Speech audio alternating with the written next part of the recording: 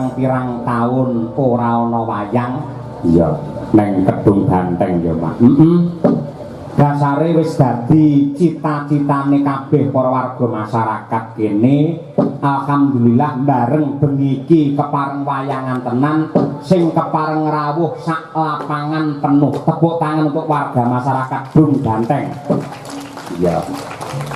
Becik apik kaya ngono. Mula tak kudang nganggo dandang gula lho. Upamane piye? Papane ndah nentremake ati. Subur makmur murah sandang pangan. Kedung Banteng yo desane.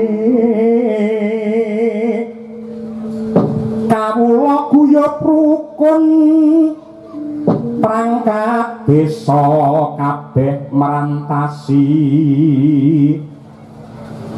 Pak Lurah kang amanah wicaksana jujur.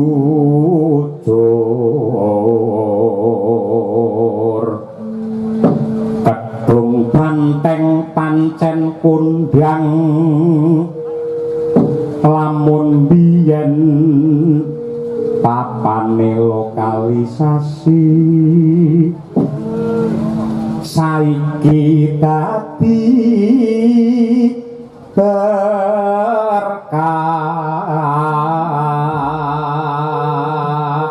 Allahumma amin ya rabbal alamin. Jebul kae sing anti-anti wong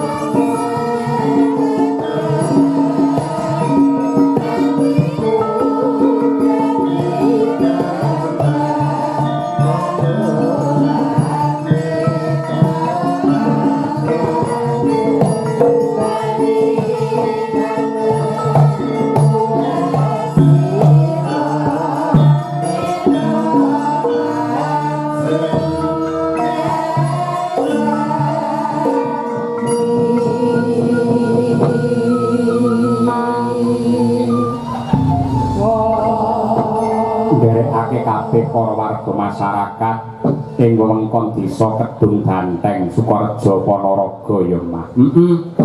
Iki mapan ana ning lapangan merah putih dalam rangka bersih desa sing nyatane dipandhegani karo Bapak Kepala Desa PJ nenggi Bapak Soni Saifullah SE. Iya.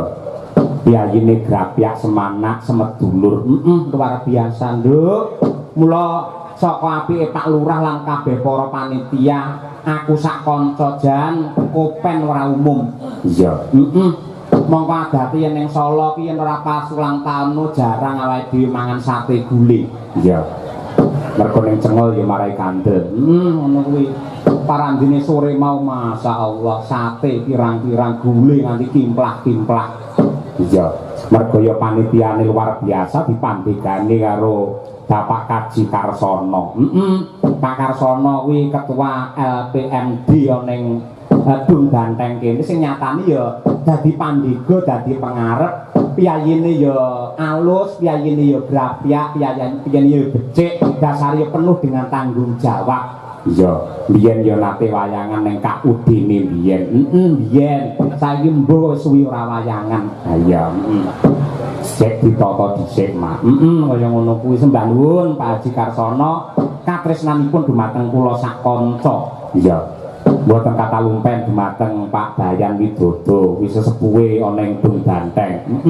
Pak Iswaya, Pak Rohani Ketua BPD, Pak Sumanto sing daleme mau dingge dandan aku sak kanca lan uga ora lali ibu-ibu ingkang kepareng masak sangat luar biasa. Ya. Acara diwiwiti saka tahulan ana senam bersama pentas seni gajah-gajahan saka paguyuban Ganesha, terapi sehat, pentas reok singa muda taruna, mau sore ya kuwi ngruwat Murwakala dibajutake ya kuwi pagelaran wayang kulit. Kaya ngono ya, Mak.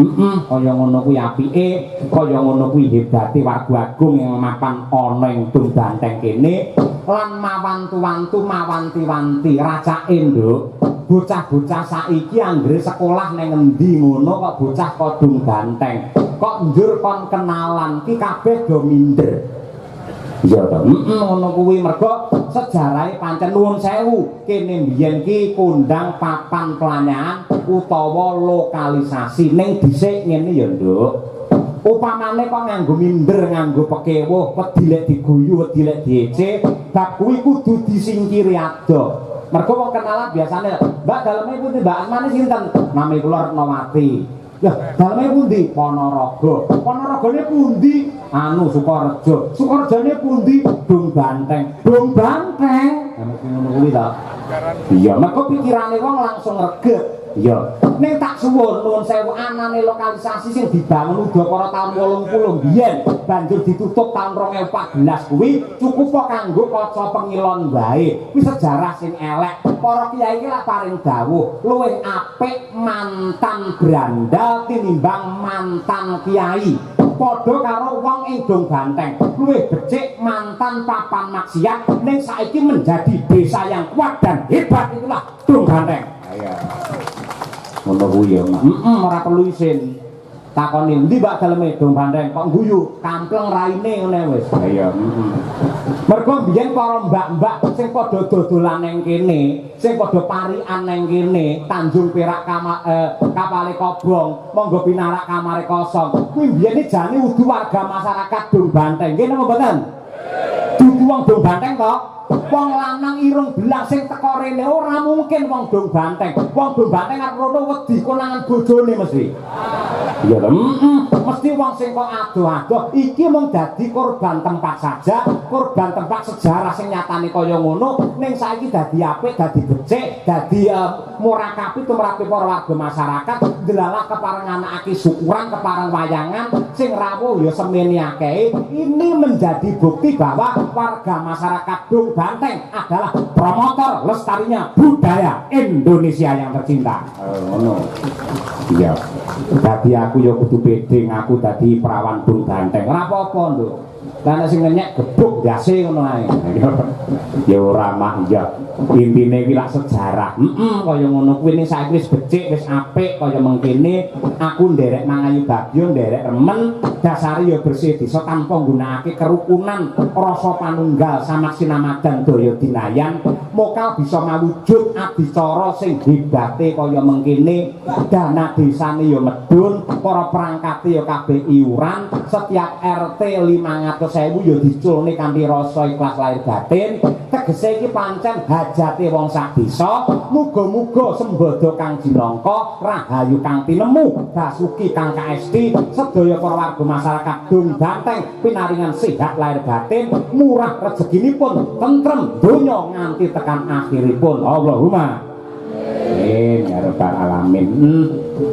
Mawana sing ngersakake Sinom Parijata. Iki tak dhisikke. Saking keluarga besar KUD Sukamaju lah iki. Nah, Sukorejo, Ponorogo, Pak Dalang, Ki Cahyakuntadi, kula nyuwun gending Sinom Parijata Slendro kaliyan pepiling kagem sedaya para pamirsa sugeng mirsani wayang kulit sedalu natas.